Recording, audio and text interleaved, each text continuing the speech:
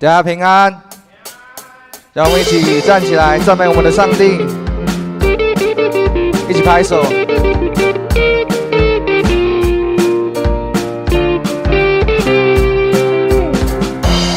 你是我的力量，我的诗歌。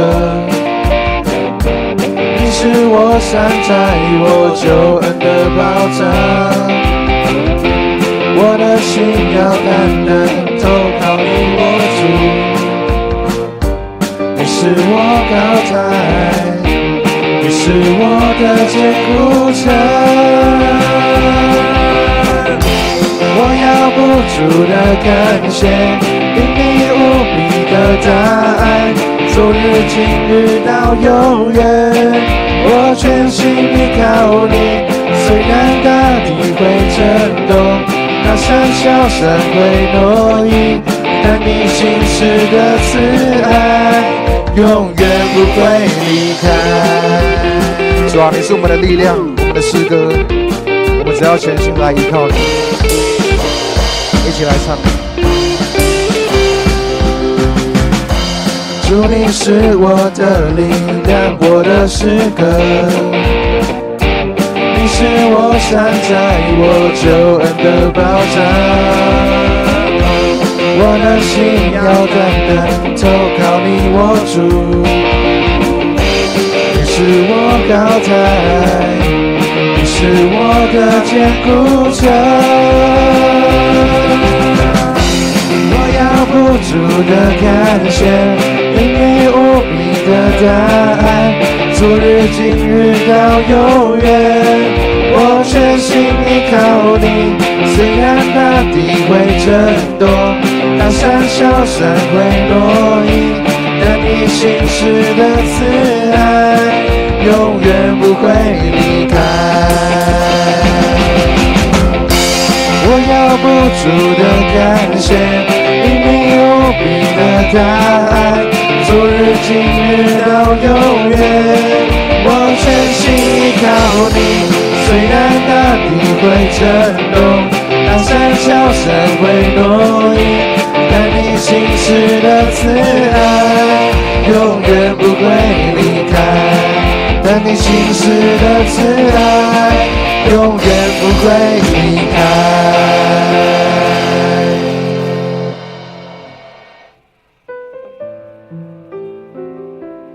亲爱的上帝，请你进入我们当中，洁净我们的心，更新我们的灵，让我们远离一切的恶，更加的靠近你。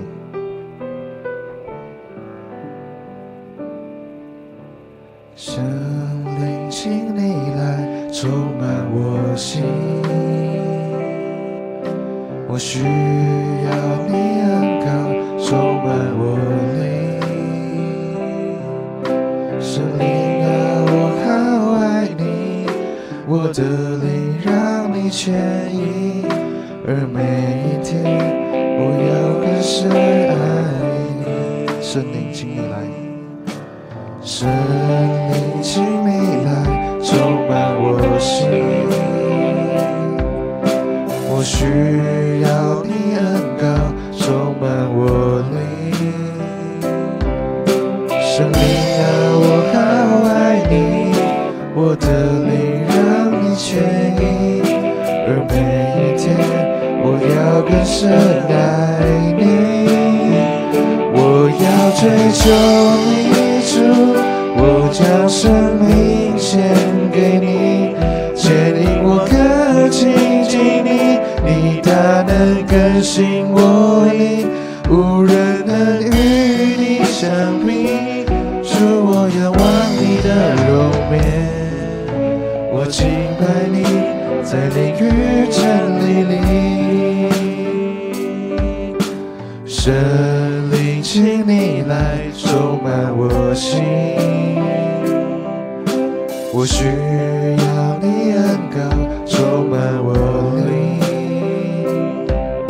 圣灵啊，我好爱你，我的灵让你牵引，而每一天我要更深爱你。我要追求你，主，我将生命献给你，牵引我更亲近你，你大能更新我灵，无人能与你相比。主，我仰望你的容颜，我敬拜你，在灵与真理里。我要追求你，主，我将生命献给你，牵引我更亲近你，你大能更新我灵，无人能与你相比。主，我仰望你的容颜，我敬拜你，在灵与真理里。我敬拜你，在灵与真理里。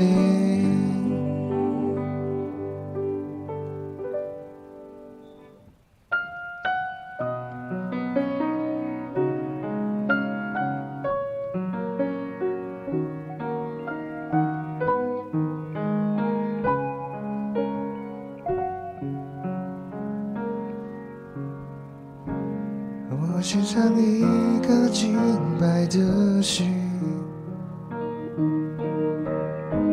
这的就是我全所有。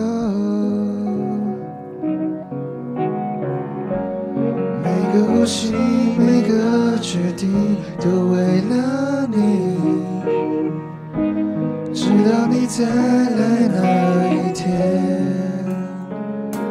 无论要付什么代价，你说敬拜不可虚假，只要尽无是来自我心里，主你就悦纳。无论要付什么代价，当我再次说我爱你，我会真正发自我内心。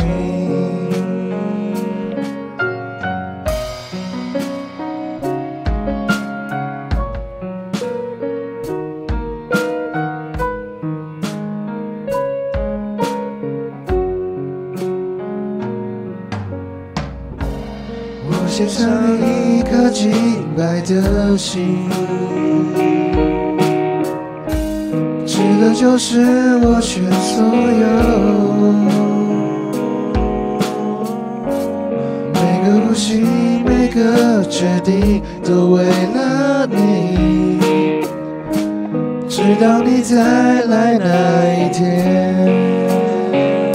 无论要付什么代价，你说敬拜不可虚假，只要尽无是来自我心里，主你就悦纳。无论要付什么代价，当我再次说我爱你，我会真正发自我内心。无论要付什么代价，你说敬拜不可虚假，只要尽无是来自我心里，主你就悦纳。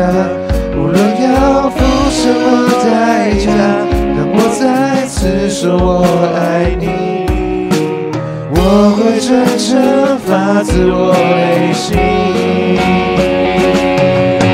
心与心，心与心，深渊与深渊相依，被磨练，被洁净，按你所示的敬拜你。心与心，心与心，深渊与深渊相依，被磨练，被洁净，按你所示的敬拜你。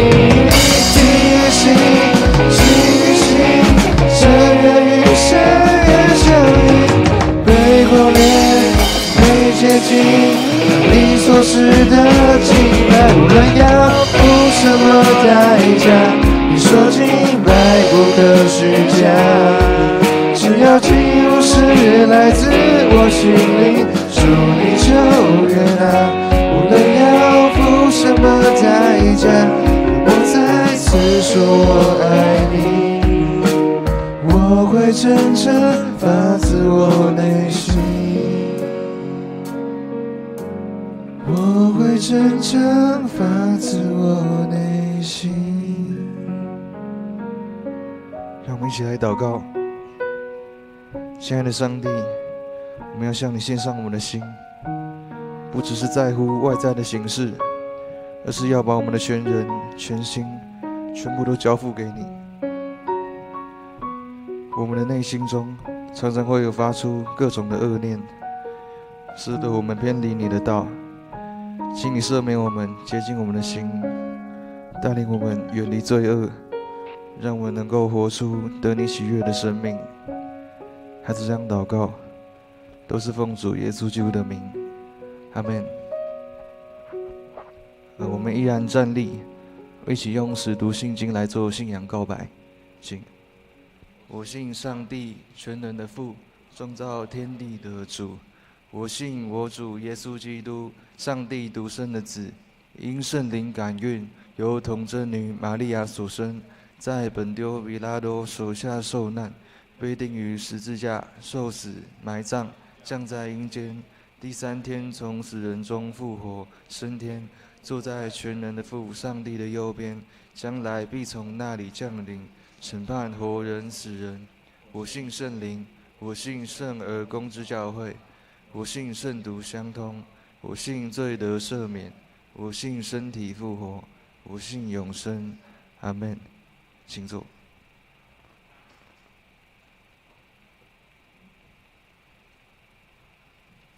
接下来进行报告。那我们可以看到周报。首先，教会消息的第一点，本主日2位牧师随琴瑟团契一起去2天1夜的退休会。那本周感谢神学生陈哲兴所带来的信息，那也愿主赐福引领他还有他的家人。第二点，第2季4到6月的服事排班表已经张贴在公布栏，还有公布在各团契的 LINE 的群组。那需要纸本的弟兄姐妹也可以到1楼英姐招待桌那边自由索取。在团契消息，这个礼拜就是11跟12号琴瑟团契的退休会，那一行总共30人，地点是在新竹的关西。然后第2点，4月17号礼拜五的上午10点有松年团契的聚会，地点在4楼的教室。第3点，4月25礼拜六的下午3点有妇女团契的聚会，主题是心灵课程。再来是肢体消息，陈王兰姐妹于4月8号安息主怀，享年99岁，愿主安慰遗族。那告别礼拜是定于4月21号礼拜二，在二滨的上午11点，在二滨的怀爱馆景仰楼至美2厅举行。火化后会安葬于阳明山的家族墓园。要参加告别礼拜的弟兄姐妹也请到1楼的柜台登记。再来下面的奉献明细，我们自行观看。那再来，我们进行奉献。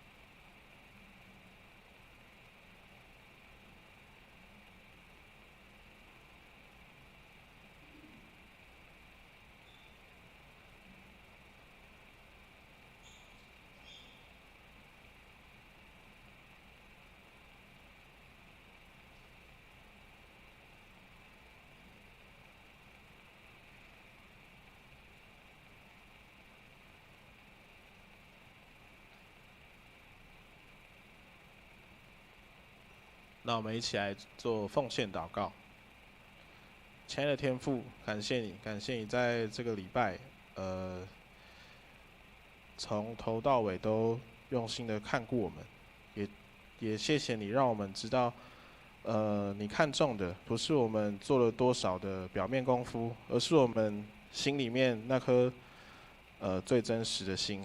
很多时候我们会很在意其他人的眼光，却忘了你看的是我们的动机。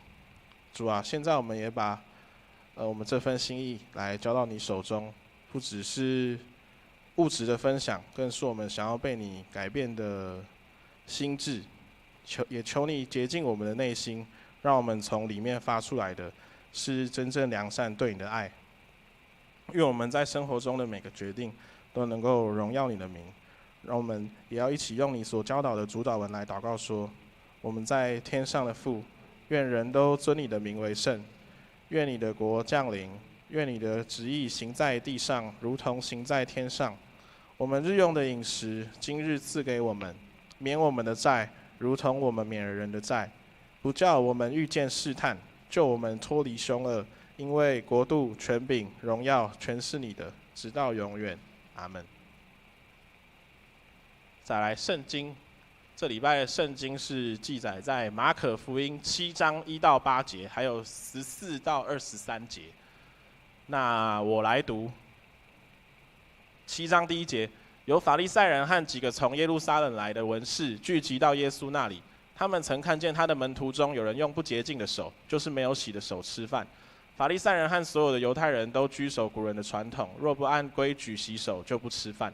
从市场来，若不洗净，也不吃饭。他们还居守好些别的规矩，如洗杯、罐、铜器、床铺等。法利赛人和文士问他说：“你的门徒为什么不照古人的传统，竟然用不洁净的手吃饭呢？”耶稣对他们说：“以赛亚指着你们假冒为善的人所预言的说得好，如经上所记，这百姓用嘴唇尊敬我，他们的心却远离我。他们把人的规条当作教义教导人，他们拜我也是枉然。你们是离弃上帝的诫命，居守人的传统。”14节，耶稣又叫众人来，对他们说：“你们都要听我的话，也要明白。从外面进去的不能玷污人，唯有从里面出来的才玷污人。”17节，耶稣离开众人，进了屋子，门徒就问他这比喻的意思。耶稣对他们说：“你们也是这样不明白吗？难道你们不了解，凡从外面进去的，不能玷污人吗？”19节，因为不是进入他的心，而是进入他的肚子，又排入厕所。耶稣又说：“从人里面出来的，那才玷污人。因为从人心里发出种种恶念，如淫乱、偷盗、凶杀、奸淫、贪婪、邪恶、诡诈、淫荡、毁谤、骄傲、狂妄。这一切的恶都是从里面出来，且能玷污人。”圣经读到这边，那今天的讲道题目是从里面出来的，我们把时间交给哲信。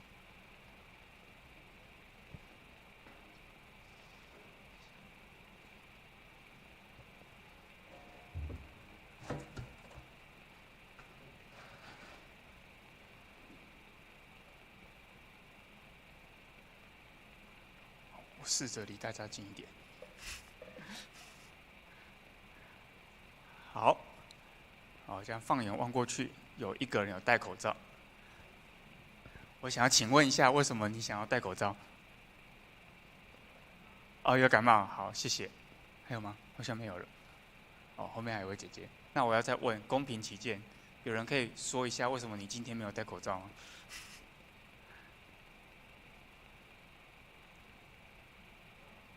比较好呼吸。OK， 谢谢，也是个答案。不晓得你现在还有戴口罩的习惯吗？不论你是坐公车、坐捷运，或者是去医院、去人多的地方。如果大家还有记忆的话，应该对几年前那种还不能聚会、出门要戴口罩的记忆还印象深刻。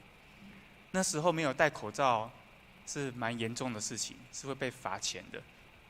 然后疫情过去了，戴口罩的规定慢慢变成一种建议，就是你不戴好像也还好。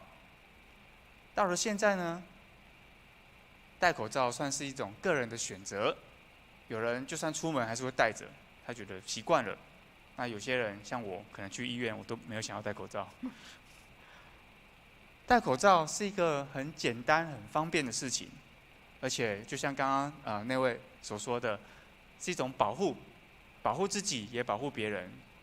然后这是一个很简单就可以做到的事情，从小朋友到大人到老人都做得到的事情。所以这是一种从手段跟目的来看，是一个蛮好的选择。可是我们也知道，刚刚有人说不方便，戴口罩其实也带来蛮多的不方便。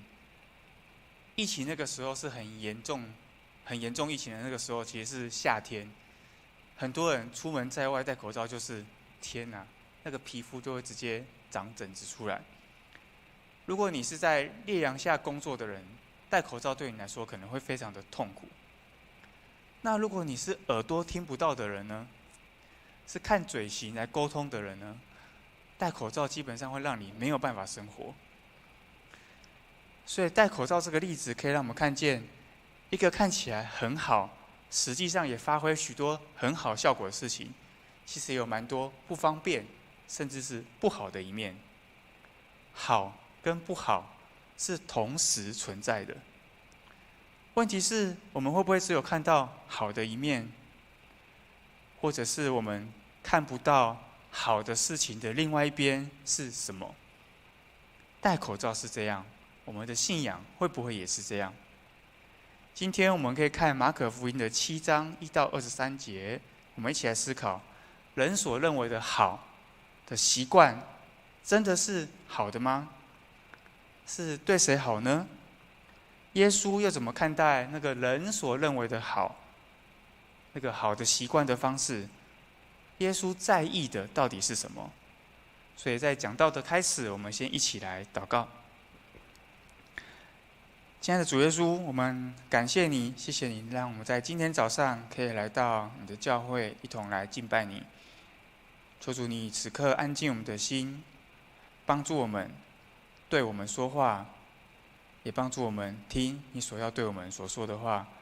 孩子祷告都是奉靠主耶稣的名，阿们。根据你对马可福音的理解，或者你对福音书的理解，你可能对法利赛人有一个比较不好的印象，因为这些人常常跟耶稣起冲突，然后经文常常说这些人想要杀害耶稣。但是我邀请大家，在今天我们可以稍微先放下这个印象，我们先单纯的来看法利赛人对耶稣的提问。我们看这群法利赛人到底是一群怎样的人？说不定我们会看到一些不一样的地方。在经文的第1节跟第2节，有说法利赛人和经学教师从耶路撒冷来到耶稣那里，然后经文说，他们看到耶稣的门徒有人用不洁净的手，就是没有洗的手吃饭。先到这里，不晓得大家有没有觉得奇怪？用没有洗的手吃饭是一个重要的问题吗？我的意思是说，这是个必须要写出来的事情吗？如果这是一个普通的事情，就好像今天你看到有人没戴口罩出门，然后你问他说你为什么没戴口罩出门，他可能看着你说这什么问题？这是我的选择啊。所以这个问题要可以成立，是因为它是就像你没有用卫生纸擦屁股一样，这是个大家都同意所认为必须要做的事情，然后你没有做，这个问题才会成立。所以为了让读的人明白这个意思，经文就在接下来的3到4节有补充。我邀请大家一起来念3到4节，请。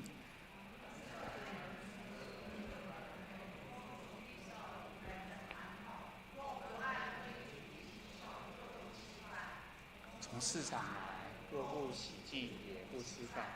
他们还拘守好些别的规矩，如洗杯、罐、铜器、床铺等。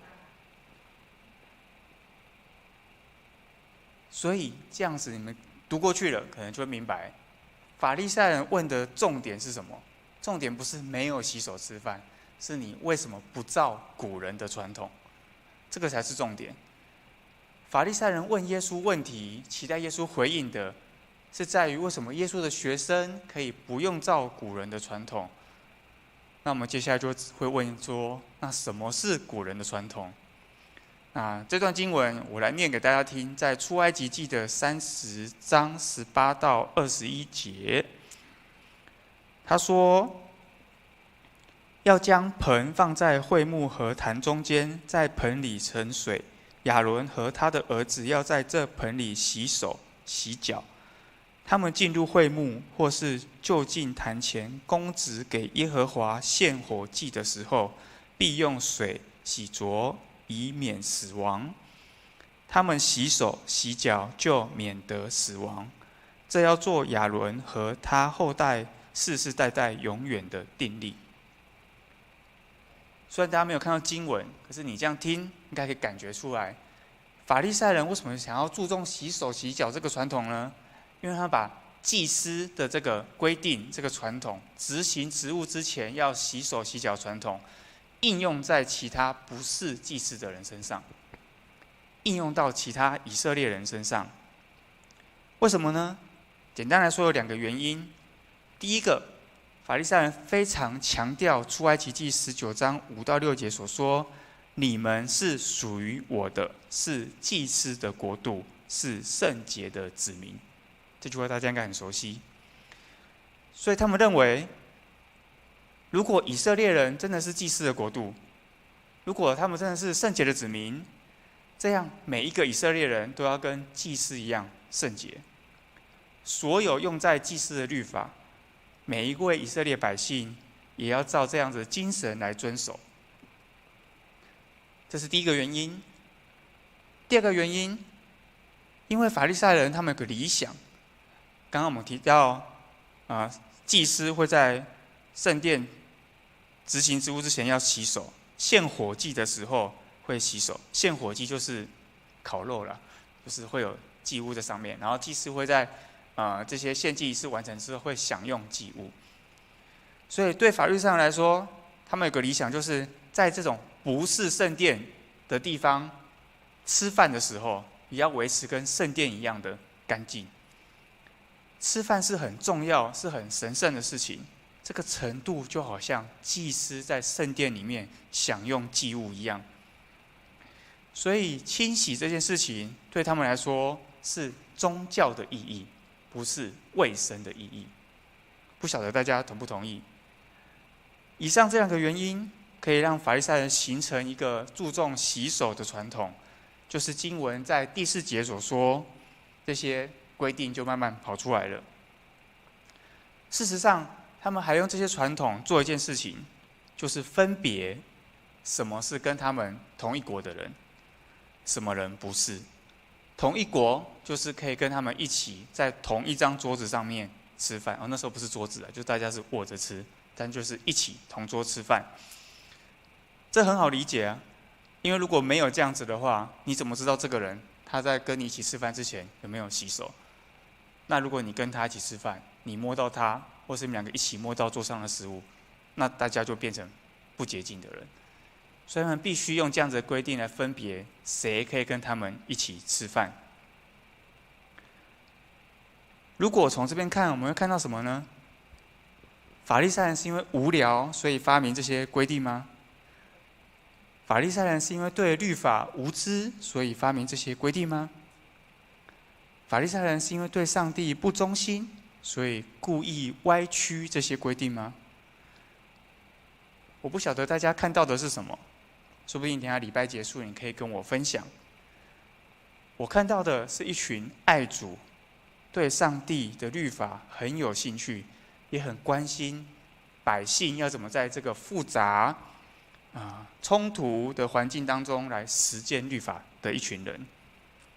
这群人想办法解释摩西的律法，让以色列人可以在被灭国、没有自己的国家、被殖民、被罗马帝国统治的情况下，维持住自己上帝子民的身份，不会让以色列人因为被罗马帝国统治就变成罗马人。这些看起来是很好、是保护的规定，不是吗？对外面对罗马帝国的统治，对内又面对以色列人上帝子民的身份，法利赛人用自己的方式走出一条想要通往上帝的道路。他们觉得上帝是接纳这群干净的人。在座的你跟我呢？我们现在每天的生活如何？有面对什么压力吗？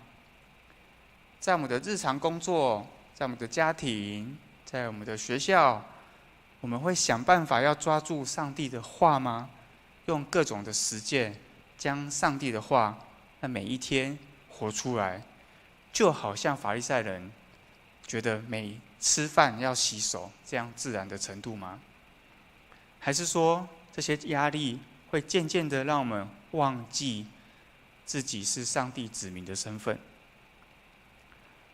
如果你问我这些问题，我会说我没有办法，太困难了。因为人非常的软弱，人非常的现实。我们对上帝话语的忠心程度，常常就是决定在大家应该有自己的标准，是不是生活过得平顺，是不是事情照我们的想法，照着我们的祷告完成。我们用这个来决定自己跟上帝的关系。所以耶稣就指出法利赛人的问题，让我们看经文的第6节到第7节。耶稣引用以赛亚书说：“以赛亚指着你们假冒伪善的人所预言的，说得真好。如经上所记，这百姓用嘴唇尊敬我，他们的心却远离我。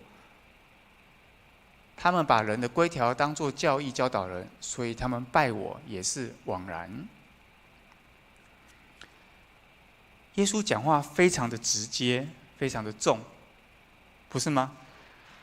对于一心想要追求圣洁的法利赛人来说，在他们面前，然后直接对他们说：“你们是假冒伪善的人。”这个假冒伪善的人在希腊文是一个字，本身有演员的意思，或者是说在面具之下说话的人的意思。表示什么？首先，演员不是骗子，骗子知道自己所讲的、所做的都不是真的，不是他自己会去相信的，所以骗子需要别人的相信。可是跟骗子比起来，演员必须要相信自己所说的、所做的、所讲的都是真的。演员需要骗自己，让看表演的人说：“哇，演得真好”，而不是说“真会骗”，对吧？其次，演员是工作，在别人面前表演是演员的事情。当他演出的时候，他所做的事情、他的表情、他的情绪、他所讲的话，都不是代表他这个人，他是按照剧本在行动的。演员是相信他所演出的那个剧本、那个表演的本身，才会做出这些表演。可是当他表演结束之后，他下班了，那些他过去所一切表演的东西，就不再是他所相信的，他会变回去他本身的样子。所以这个假冒伪善，这个演员这个词，法利赛人所做的一切，在耶稣面前看起来，不过就是他们自己所相信的东西而已。我强调自己所相信的。法利赛人活在自己所创造的剧本里面，虽然这个剧本一开始看起来好像会让人跟上帝有更亲近的关系，但这不过就是自己所创造的剧本。上帝根本不认这个剧本，甚至没有在剧本里面。这个枉然这个词，台语翻译叫拢无采工，都没有用，全部都没有用。本来法利赛人用自己的方式想要走出一条通往上帝的路，但是这条路从头到尾都没有通往上帝，然后他们自己还不知道。那我们知道吗？法利赛人被自己所创造出来的剧本骗过去了，他们没办法脱离演员的这个身份。我觉得耶稣这段对法利赛人的回应，其实好像在讲给今日的教会、今日的宗教人士听的。教会所做的事情，或者是宗教所做的事情，常常一开始的出发点都是好的，服务社会、服务人群。特别是在基督信仰，我们会看到教会做出许多跟当代的统治者不一样的事情，来见证上帝。这些看起来都很好，可是如果要做的事情越来越多，要服务的人也越来越多，需要组织，需要管理，开始有各样的规矩，甚至参加教会也渐渐的变成遵守人的习惯、传统，甚至用这些来决定和谁是同一桌、同一国的。我觉得耶稣所讲的就是这样子的现象，不晓得你同意吗？人所做本来很好的一切，不止越来越不好，甚至带来完全不同的结果。人所认为敬拜上帝的方式，其实可能是在离开上帝。我来看看，这边没有译出来。刚刚的离开上帝的那个经文第7节，在其他译本里面还翻译出离开上帝的远离我。第6节的最后一句，他们的心远离我。原文是特别的强调，不是说离开我，是说你离开我还远远的离开我。今日的教会也会是这样子吗？我们知道自己在演戏吗？今日教会所做的一切事情，就是有一套的剧本、固定的传统，所以想要照这样模式一直做下去。但是如果一直这样做下去，就像法利赛人一直累积出来这些传统，会不会其实我们也分不清楚我们所做的事情到底是让自己和别人更加离开上帝，还是靠近上帝？就是经文所说拢无彩工，一切都是枉然。这样要怎么解决问题呢？耶稣的门徒为什么不用守这些传统呢？我们从第6节耶稣引用以赛亚先知所说的话，然后我们可以再看14到15节，我们一起来念一下14到15节。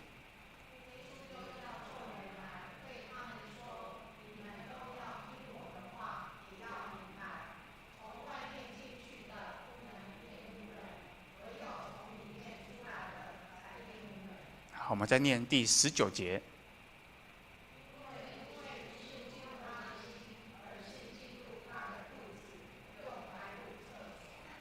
好，谢谢。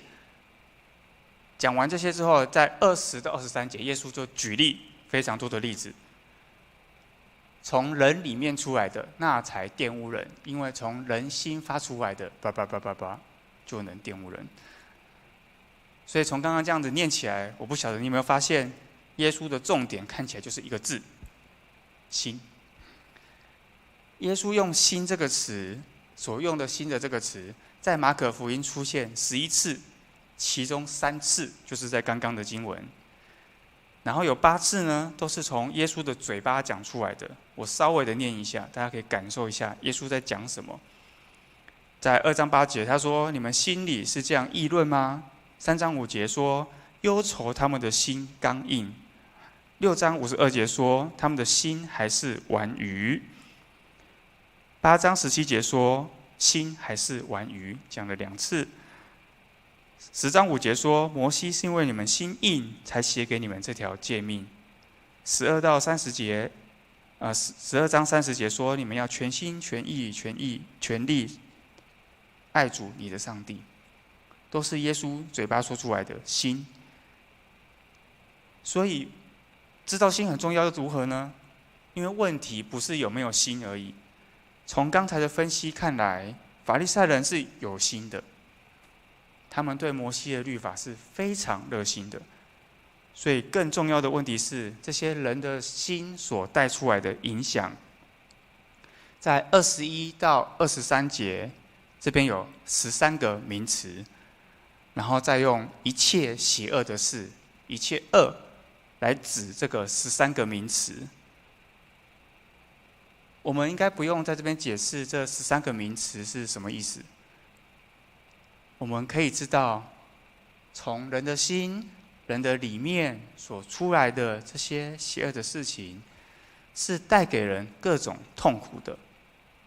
如果我们会经历到这些事情，我相信你不会觉得快乐。我们也会知道，这不是上帝喜欢看到的。换句话说，人的心所带来的影响，就在于人被这个心所做的事情带往哪里？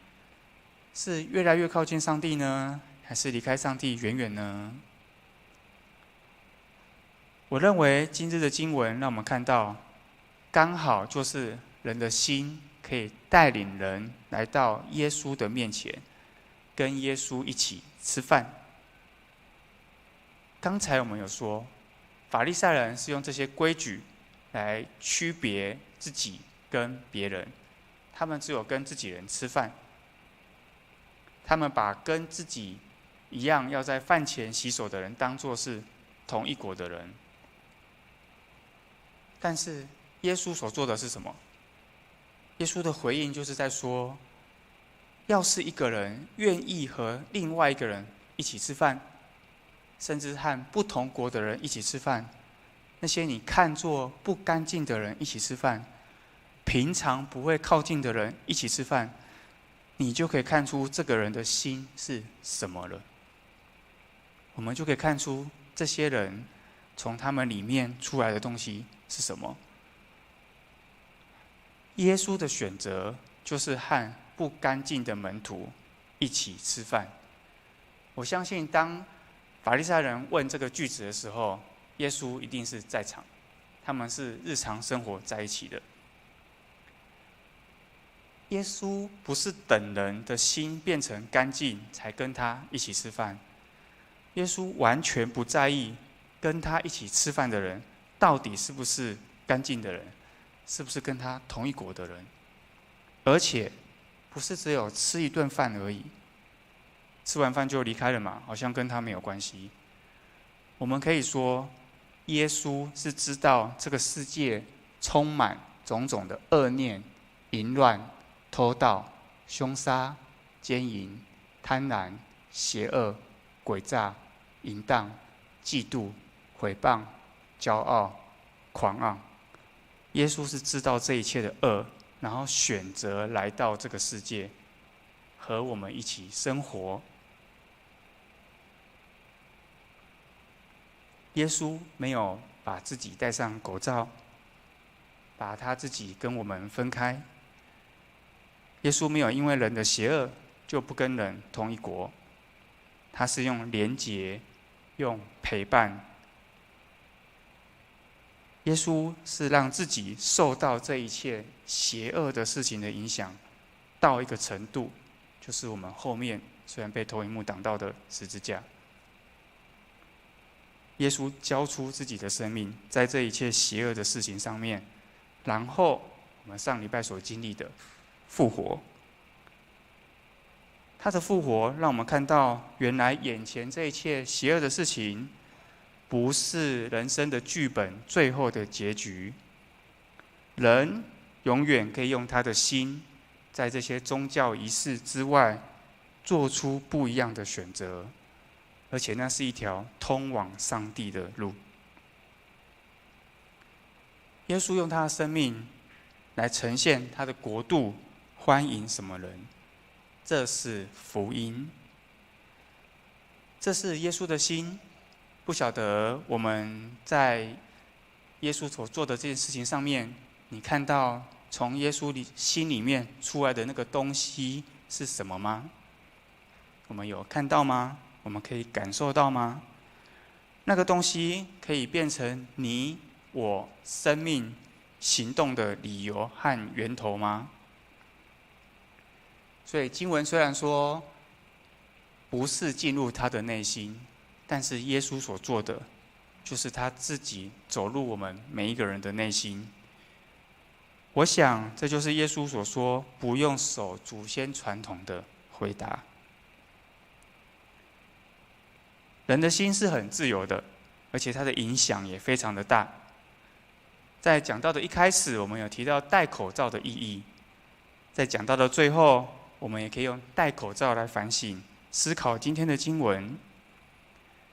你的心会让你做出很多的选择，不论是在工作、在家庭、在父母子女的日常生活每一天等等。你会做这些事情，不做这些事情，是因为规定、习惯，还是一种自由的使用？要是今天邀请你和某一个人吃饭，而且这个人可能不是和你同一国的人，从你的心所做出来的选择会是什么呢？愿上帝帮助我们，让我们一起来祷告。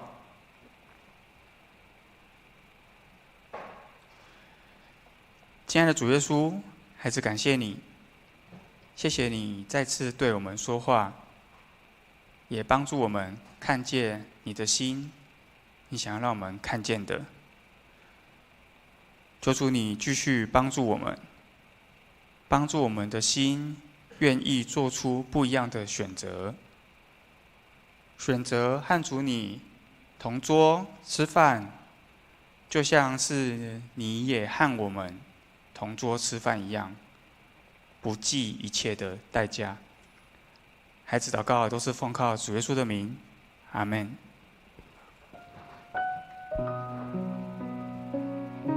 让我们一起起立来唱回应诗。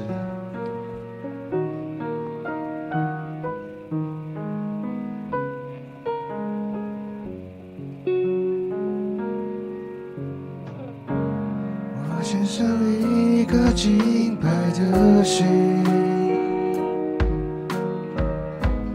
这就是我全所有。每个呼吸，每个决定，都为了你。直到你再来那一天，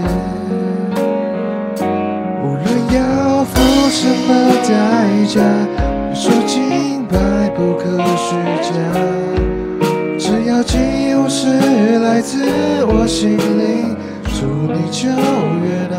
无论要付什么代价，当我再次说我爱你，我会真正发自我内心。无论要付什么代价，你说敬拜不可虚假，只要尽我是来自我心里，主你就悦纳。无论要付什么代价，你说敬拜我爱你，我会真正发自我内心。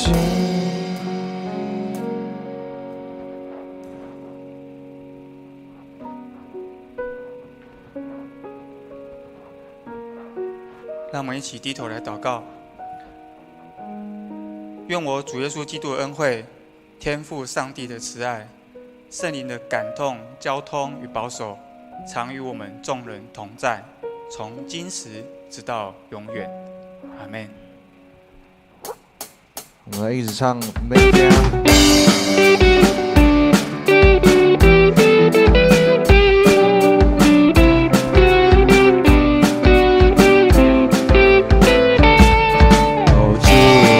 求你使用我，